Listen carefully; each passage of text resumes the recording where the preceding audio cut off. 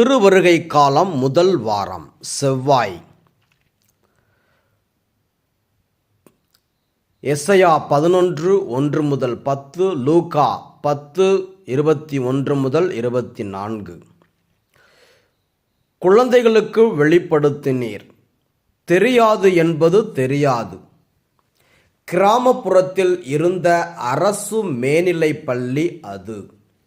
அந்த பள்ளியின் தலைமை ஆசிரியர் 10ஆம் வகுப்பு மாணவர்களை பார்வையிடச் சென்றார்.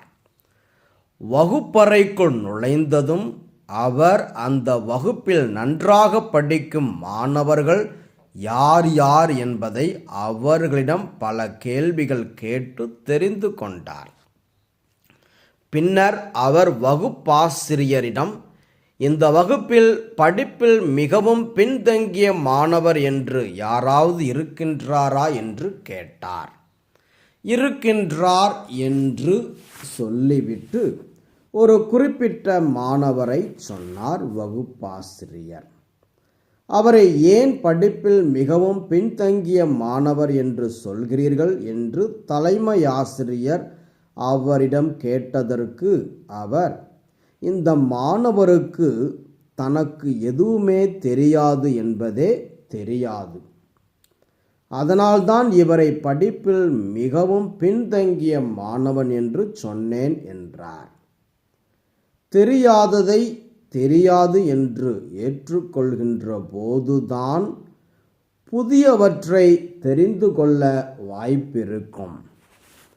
பலரும் இன்று எதுவும் தெரியாமலேயே தெரிந்தவர்கள் போன்று காட்டிக்கொள்கின்றார்கள்.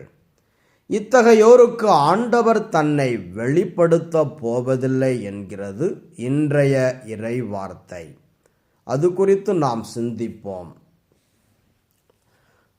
திருவிவிலிய பின்னணி. எல்லாம் முடிந்து போய்விட்டது என்றிருந்த யூதா நாட்டினருக்கு அரசர் ஒருவர் தோன்றுவார்.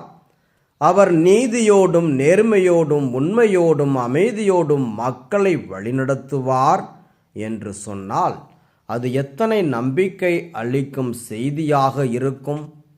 அத்தகைய நம்பிக்கை செய்தி அளிக்கிறது இன்றைய முதல் வாசகம். பாபிலோனுக்கு நாடு கடத்தப்பட்ட யூதர்கள் ஆண்டவர் தங்களை கை நெகிழ்ந்து விட்டார் என்றிருந்த வேளையில் எசையா 49:14 இறைவாக்கினர் எசையா ஆண்டவருக்குரிய நாளில் ஈசா என்னும் அடி மரத்திலிருந்து தளிர் ஒன்று துளிர்விடும் என்கிறார். தளிர் என்பது நம்பிக்கையின் அடையாளம். அது மெசியாவாம் இயேசுவை குறிக்கின்றது. இத்தகைய அரசர் மக்களை ஞானத்தோடும் நீதியோடும் வழிநடத்துவார். அவரது ஆட்சி காலத்தில் மண்ணில் அமைதி நிலவும் என்று சொல்லப்படுகின்றது.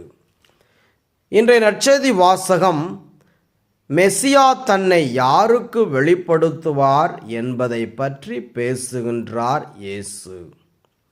ஞானிகளும் அறிஞர்களும் தங்களுக்கு எல்லாம் தெரியும் என்ற ஆணவத்தில் இருந்தார்கள். உண்மையில் அவர்கள் எதுவும் தெரியாதவர்களே. இந்நிலையில்தான் இயேசு ஞானிகளுக்கும் அறிஞர்களுக்கும் மறைத்து குழந்தைகளுக்கு வெளிப்படுத்தியதற்காக தந்தையை போற்றுகின்றார். இயேசுவின் சீடர்கள் எளியவர்களாக இருந்தார்கள். அதனால் அவர்களுக்கு இயேசு வெளிப்படுத்தப்பட்டார்.